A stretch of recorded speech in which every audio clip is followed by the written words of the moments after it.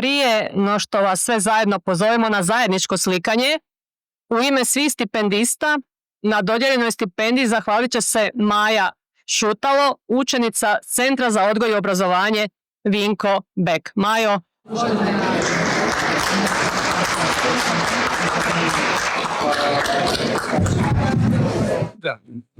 Hvala.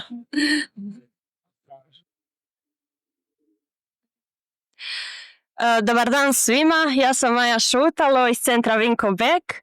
Od srca želim zahvaliti gradu Zagrebu na ovoj stipendiji koja mi već 3. godinu za redom daje vjetar u leđa i potvrđuje da je trud prepoznat.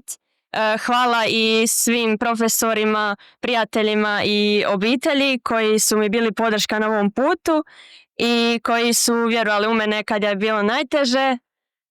Ova stipendija za mene, a i za sve osobe s invaliditetom znači puno više od financijske potpore.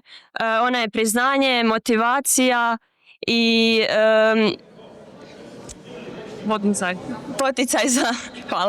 poticaj za daljnje obrazovanje.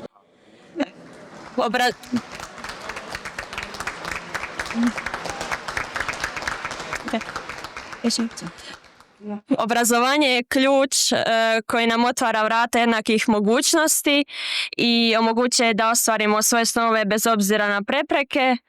Ponosno nastavljam svoje školovanje na fakultetu, spremna za nove izazove i s vjerom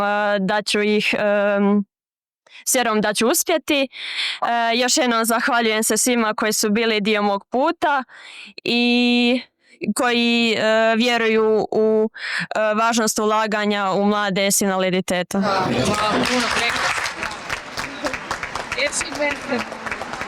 Bravo Maju, još jedan veliki aplauz za Maju, za sve dobitnike stipendija koji su to zaslužili svojim radom i trudom.